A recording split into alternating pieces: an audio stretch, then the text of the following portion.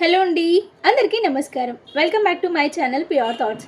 So ఈరోజు మన story వచ్చేసి mister romantic devil part 13. So late చేయకుండా స్టోరీలోకి వెళ్ళిపోదాం. నెక్స్ట్ డే మార్నింగ్ వైష్ణవి లేచి ఫ్రెష్ అయ్యి టిఫిన్ ప్రిపేర్ చేసుకొని ఆఫీస్కి రెడీ అవుతుంది వెళ్ళడానికి. లచ్చమ్మ దగ్గరికి వెళ్ళి, ఏంటమ్మమ్మా ఇంకా దాని గురించి ఆలోచిస్తున్నావా?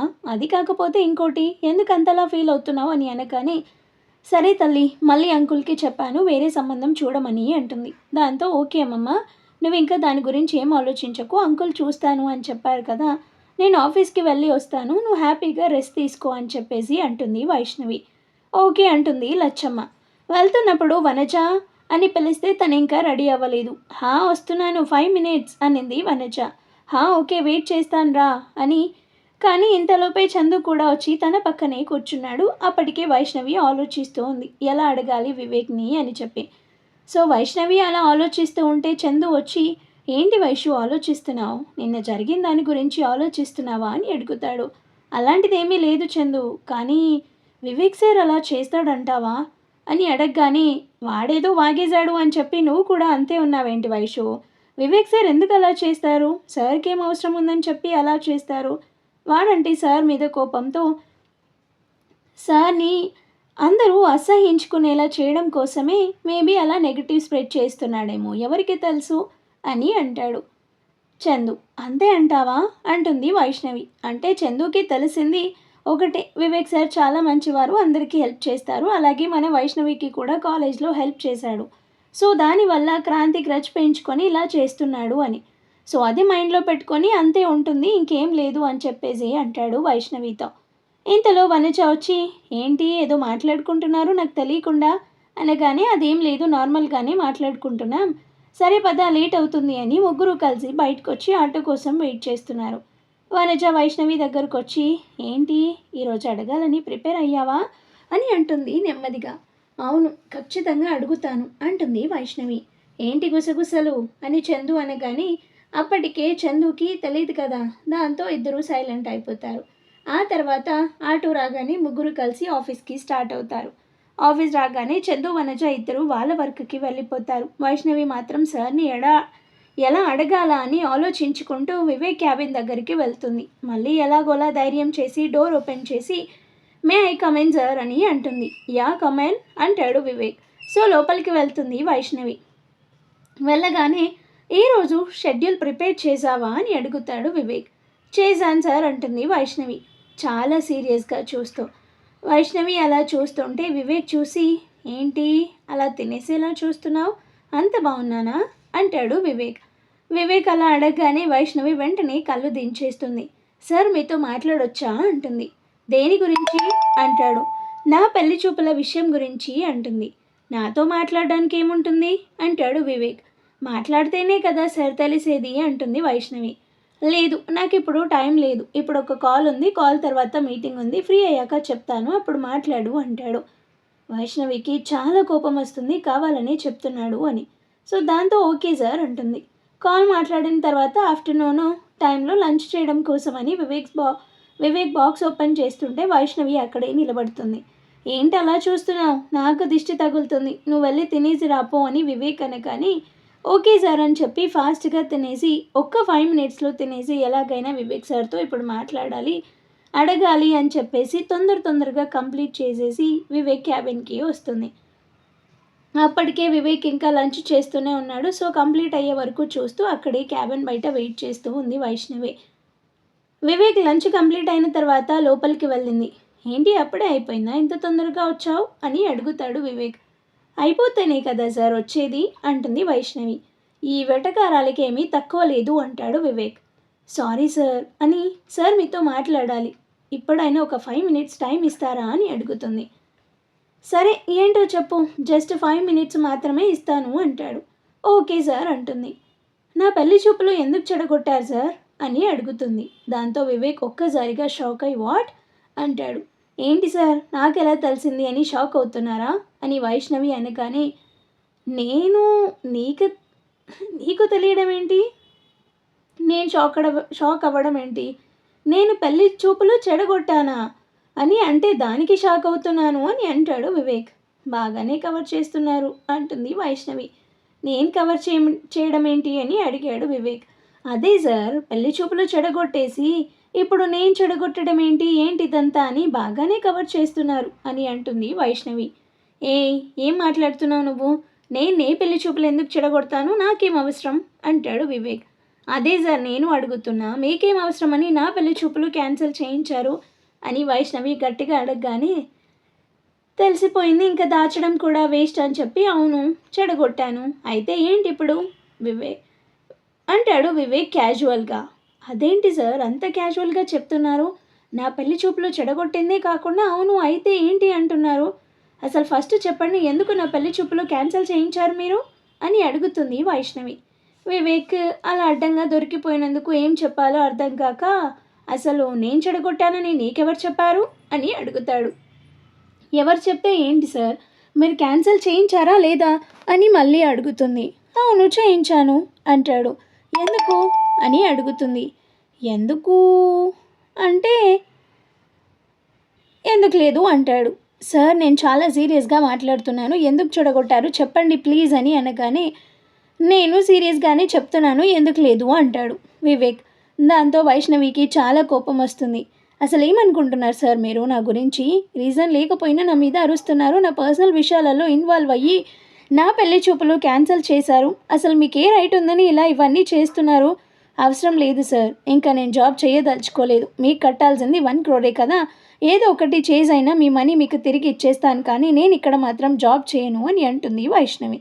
దాంతో వివేక్ అంత మనీ కూడా కట్టి నువ్వు వెళ్ళిపోతాను అని అనుకుంటున్నావా అని అంటాడు. అంటే అని అడుగుతుంది వివేక్ అన్నదానికి అర్థం కాక. నువ్వు 1 crore కట్టినా ఎంత కట్టినా నేను ఇక్కడ నుంచి నేను పంపించను అంటాడు. దాంతో వైష్ణవి, మీరు పంపించను అంటే ఏంటి సార్ అర్థం?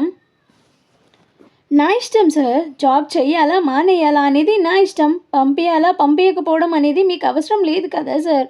మీ ఇష్టంతో ఎవరికీ ఇక్కడ పని లేదు, నా ఇష్టం. నేను జాబ్ చెయ్యాలి అనుకుంటే చేస్తాను, లేదంటే మానేస్తాను, అంతేకాని మీరు పంపించను అనడం ఏంటి సార్ అని వైష్ణవి అనగానే అది అంతే, నేను పంపించను కాక పంపించను అంటాడు వివేక్. దాంతో వైష్ణవికి చాలా అంటే చాలా కోపం వస్తుంది. ఎందుకు పంపించరు అని గట్టిగా అడుగుతుంది. ఇంకా వివేక్ తన సహనాన్ని కూడా కోల్పోయి, ఎందుకంటే నీ వల్ల, కేవలం నీ వల్ల మా నాన్న చనిపోయారు, మీ అక్క వల్ల నా బెస్ట్ ఫ్రెండ్ చనిపోయాడు అని వివేక్ సీరియస్గా అనగానే వైష్ణవి ఒక్కసారిగా నోరు తెరిచి కళ్ళు బయటికి వచ్చేలా చూస్తూ షాక్ అయి నిలుచొని ఉండిపోయింది. నా వల్ల సార్ చనిపోవడం ఏంటి అని అడుగుతుంది వైష్ణవి. ఎందుకంటే నేను నిన్ను ప్రేమించడం వల్లే మా నాన్న చనిపోయారు అంటాడు. మీరు నన్ను ప్రేమించడం వల్ల సార్ ఎందుకు చనిపోతారు సార్ అని వైష్ణవి అడగగానే, నేను నిన్ను ప్రేమించడం వల్ల ఆ క్రాంతిగాడు నన్ను సైడ్కి చెయ్యాలని చూసి నా ప్లేస్లో మా నాన్న ఉండటం వల్ల మా నాన్న చనిపోయారు, మా నాన్న లేకుండా ఉంటే ఈ పాటికి నేను కూడా చనిపోయేవాడిని అని వివేక్ అనగానే వైష్ణవికి మైండ్ బ్లాక్ అవుతుంది. అసలు తనకి ఏం మాట్లాడాలో కూడా అర్థం కావట్లేదు. సార్ అని వైష్ణవి పిలగానే అప్పటికే వివేక్ చాలా సీరియస్గా ఉన్నాడు.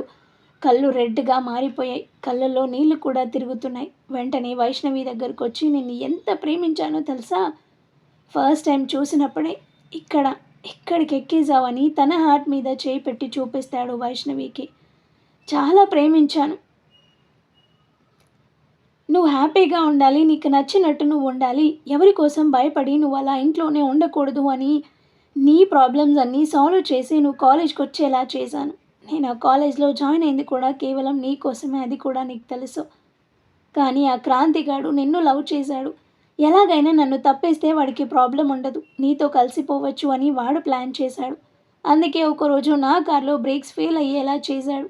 నా బ్యాడ్లక్ ఏంటో కానీ ఆ రోజు నేను కాకుండా మా నాన్న నా కారు తీసుకొని వెళ్ళిపోయారు. దాంతో ఆ రోజు యాక్సిడెంట్ అయింది, ఆ యాక్సిడెంట్లో మా నాన్న చనిపోయారు అని వివేక్ చెప్తూ ఉంటే వైష్ణవి తల పట్టుకొని చూస్తూ ఉంది.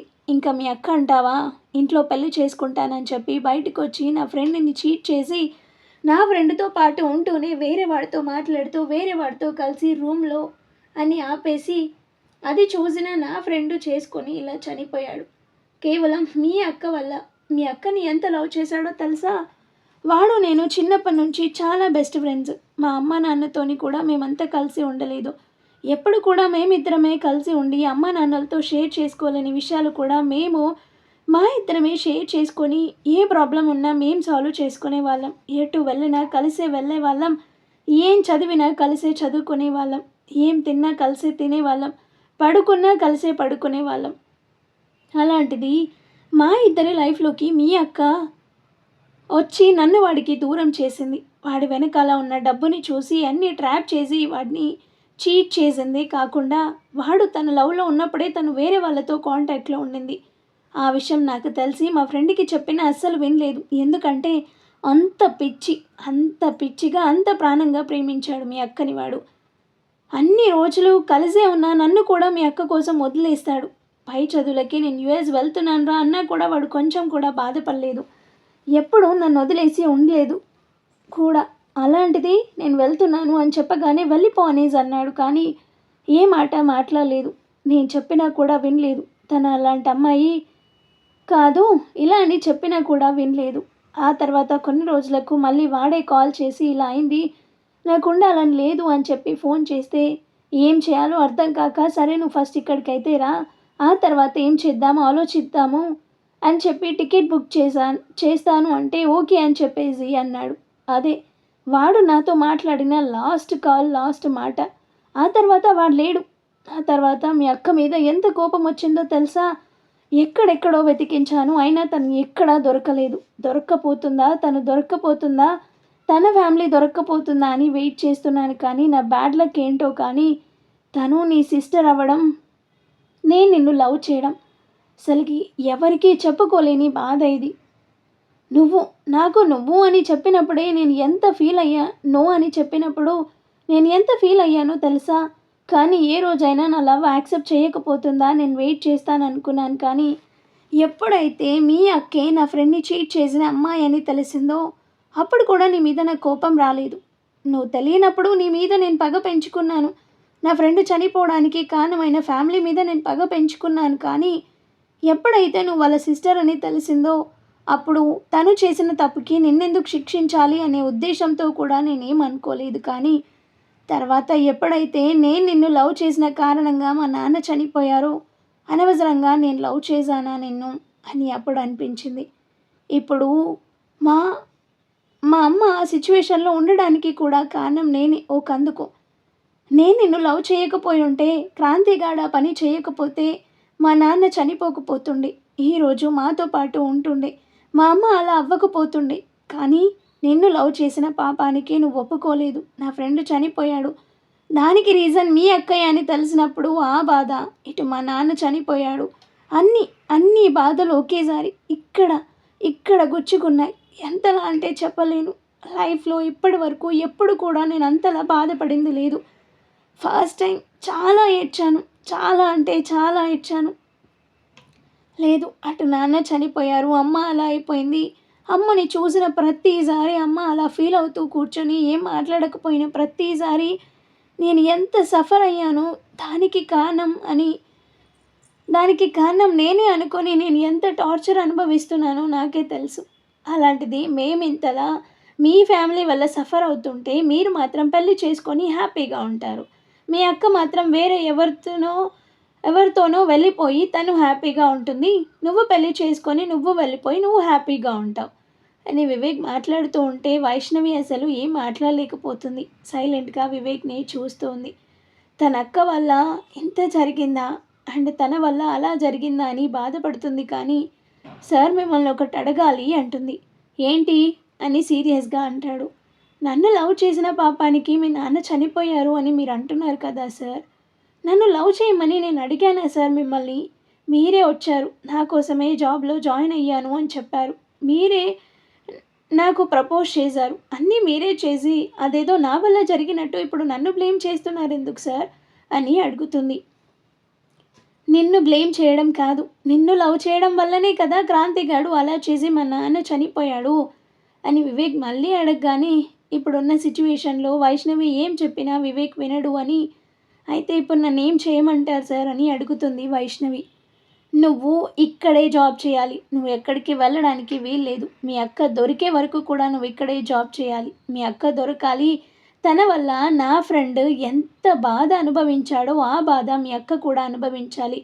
అప్పుడు అప్పుడు కానీ పక్క వాళ్ళ మనసేంటి, దానికున్న వాల్యూ ఏంటి అనేది మీ అక్కకి అర్థం కావాలి. అప్పటి వరకు కూడా నువ్వు ఇక్కడే జాబ్ చేయాలి. అది నా పర్సనల్ అసిస్టెంట్‌గానే అని సీరియస్‌గా చెప్పి బయటికి వెళ్ళిపోయాడు వివేక్. వివేక్ వెళ్ళిపోగానే వైష్ణవి తల పట్టుకొని కింద కూర్చొని అయ్యో అని, అక్క ఎందుకు ఇలా చేసావు? నీ వల్ల అమ్మా నాన్ననే కాకుండా ఒక అబ్బాయిని కూడా నీ వల్ల ఇలా అయ్యాడా? ఎందుకు ఇలా అందరినీ మోసం చేసి వెళ్ళిపోయావు? దీనివల్ల నీకేం ఉపయోగం వచ్చింది? నువ్వు వెళ్ళిపోయినా కూడా ఎవరిని మనశ్శాంతిగా ఉంచలేదు నువ్వు అని చెప్పి అక్కడే కూర్చొని ఏడుస్తుంది.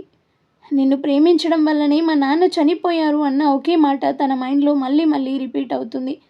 సో ఆ రోజు కూడా వాళ్ళ అమ్మ వాళ్ళ నాన్న చనిపోయినందుకు అలా అయ్యారు, కానీ ఎప్పుడైతే తనని తను హగ్ చేసుకోగానే నార్మల్ అయిపోయిందో, మళ్ళీ ఒకసారి రా అని వివేక్ చెప్పింది గుర్తొచ్చి నేను ఆంటీ దగ్గరికి వెళ్ళాలి, ఆంటీతో మాట్లాడాలి అని అనుకుంటుంది వైష్ణవి. కానీ వివేక్కి చెప్తే వెళ్ళనివ్వడు. సో తనకి తెలియకుండా నేను వెళ్ళాలి, మళ్ళీ ఆంటీతో అంతా చెప్పేయాలి అని డిసైడ్ అవుతుంది వైష్ణవి. సో దానికి ముందే నేను వెళ్ళాలి కాబట్టి నేను సార్ దగ్గర పర్మిషన్ తీసుకొని ఇప్పుడే వెళ్ళిపోతాను అని వివేక్ కోసం వెయిట్ చేస్తూ ఉంది. ఎంతసేపు అయినా వివేక్ రావట్లేదు. సో దాంతో అక్కడే కూర్చొని ఎప్పుడు వస్తాడో అడిగి వెళ్ళిపోదామని వెయిట్ చేస్తూ ఉంది. అలా ఒక 15 మినిట్స్ తర్వాత వివేక్ వచ్చాడు. వివేక్ ఫేస్ చూస్తేనే అర్థమవుతుంది ఏడ్చాడు అని చెప్పి. కళ్ళు మొత్తం రెడ్గా అయిపోయాయి. అడిగితే ఏమైనా అంటారేమో అని అనుకుంటుంది, కానీ వెళ్ళాలి తప్పదు, ఏమన్నా సరే అని చెప్పి ధైర్యం చేసి సార్ అని పిలుస్తుంది. పలకలేదు వివేక్. మళ్ళీ వైష్ణవి సార్ అని మళ్ళీ పిలుస్తుంది. ఏంటి అని సీరియస్గా చూశాడు. నేను కొంచెం ఎర్లీగా వెళ్ళాలి సార్, బిఫోర్ పర్మిషన్ ఇస్తారా సార్ వెళ్ళిపోవడానికి అని అడుగుతుంది. ఎందుకు అంటాడు. ఒక పర్సనల్ ప్రాబ్లం అంటుంది. వైష్ణవి పర్సనల్ ప్రాబ్లం అని అనగానే వివేక్ ఇంకా ఏం అడగకుండా ఓకే అంటాడు. దాంతో వైష్ణవి తన బ్యాగ్ తీసుకొని బయలుదేరుతుంది. ఆల్రెడీ ఒకసారి వివేక్ తనని వాళ్ళ ఇంటికి తీసుకెళ్ళాడు, కానీ అడ్రస్ అది తనకి కరెక్ట్గా గుర్తుకు లేదు. దాంతో ఏం చేయాలా, ఎలా కనుక్కోవాలా అని ఆలోచిస్తూ ఉండగా తనకి మేనేజర్ గుర్తొచ్చాడు. మేనేజర్కి తెలిసే ఉంటుంది కదా, ఒకసారి కాల్ చేసి కనుక్కుందామని చెప్పి మేనేజర్కి కాల్ చేసి వివేక్ సార్ అడ్రస్ చెప్పండి అని అడుగుతుంది. ఎందుకమ్మా అని అడుగుతాడు. సార్ మేడంకి హెల్త్ బాగాలేదు కదా, మొన్న నేను వెళ్ళినప్పుడు చాలా బాగా రియాక్ట్ అయ్యారు, అందుకే ఒకసారి మళ్ళీ కలిసి మాట్లాడదామని అనుకుంటున్నాను సార్ అని వైష్ణవి అనగానే, మరి దానికి నన్నెందుకు అడుగుతున్నావు? వివేక్ సార్ని అడగొచ్చు కదా అని అంటాడు మేనేజర్. సార్కి చెప్తే మళ్ళీ ఏమంటారు సార్, అందుకే మిమ్మల్ని అడుగుదామని అంటుంది వైష్ణవి తడబడుతూ. ఓకే, నీకు వాట్సాప్ చేస్తాను చూడు, బట్ నేను చెప్పాను అని మాత్రం చెప్పొద్దు వివేక్ సార్కి అని చెప్పేసి అంటాడు మేనేజర్. ఓకే సార్ అంటుంది వైష్ణవి. వాట్సాప్ చేయగానే ఆటో అతనికి అడ్రస్ చూపించి అక్కడికి తీసుకెళ్ళండి అని, కానీ ఆ ఆటో అక్కడికి తీసుకెళ్తాడు. అడ్రస్కి వెళ్ళగానే బయట సెక్యూరిటీ ఉంటుంది. దాంతో మేడంని కలవడానికి వచ్చాను, వివేక్ సార్ పర్సనల్ అసిస్టెంట్ని అని చెప్పేసి అంటుంది. వాళ్ళు ఓకే వెళ్ళండి అని చెప్పి గేట్ ఓపెన్ చేస్తారు. లోపలికి వెళ్ళిపోతుంది వైష్ణవి. లోపలికి వెళ్ళిన తర్వాత అక్కడ కేర్ టేకర్ ఉంది. తనని మేడం ఎక్కడున్నారు అని అడగగానే పైనుంది అని చెప్తుంది. దాంతో వైష్ణవి పైన రూమ్కి వెళ్ళిపోతుంది. పైన బెడ్రూమ్లో అమ్మ పడుకొని ఉంది. డిస్టర్బ్ చేయడం ఎందుకులే అని చెప్పి తిరిగి వెళ్ళిపోదాం అనుకుంటుంది. అంతలోనే వైష్ణవి అని పిలుస్తుంది ఆమె. హా మేడం అనగానే, ఏంటి రూమ్ దగ్గర వరకు వచ్చి మరీ పిలవకుండా వెళ్ళిపోతున్నావేంటి అనగానే, పడుకున్నారు కదా మేడం, డిస్టర్బ్ చేయడం ఎందుకు అనేసి వెళ్ళిపోతున్నాను అంటుంది వైష్ణవి. సరేరా లోపలికి అనగానే ఓకే అంటుంది. తను బెడ్ మీద నుంచి లేవడానికి ట్రై చేస్తే పర్లేదు మేడం అంటుంది. కూర్చోబెడుతుంటే లేదు మేడం నేను ఇక్కడే కూర్చుంటాను అని పక్కన కుర్చీలో కూర్చోడానికి ట్రై చేస్తుంది. ఏం పర్వాలేదు నా పక్కన కూర్చో అంటుంది ఆమె. ఎందుకంటే వైష్ణవి గురించి ఇంతకుముందే తెలుసు కదా, వివేక్ లవ్ చేసిన అమ్మాయి అని. కూర్చో అనగానే కూర్చుంటుంది. ఇప్పుడు మీ హెల్త్ ఎలా ఉంది మేడం అని అడుగుతుంది వైష్ణవి. ఇంకా మేడం ఏంటి తల్లి, చక్కగా ఆంటీ అని పిలువు సరిపోతుంది అనగానే ఓకే అంటుంది. అలా వాళ్ళ సంభాషణ స్టార్ట్ చేస్తారు. మరి వివేక్ వాళ్ళ ఇంటికి వచ్చేసరికి వైష్ణవి అక్కడే ఉంటుందా? ఒకవేళ ఉంటే వివేక్ ఎలా రియాక్ట్ అవుతాడు? ఏం జరగబోతుంది మరి? అనేది మనం నెక్స్ట్ ఎపిసోడ్లో చూద్దాం. స్టోరీ నచ్చితే లైక్ చేయండి, షేర్ చేయండి. అండ్ అలాగే స్టోరీ విన్న తర్వాత హైప్ ఆప్షన్ని క్లిక్ చేసి పాయింట్స్ ఇవ్వడం మాత్రం మర్చిపోవద్దు. అండ్ అలాగే ఎలా ఉంది అనేది కామెంట్ కూడా చేయండి. Thank you.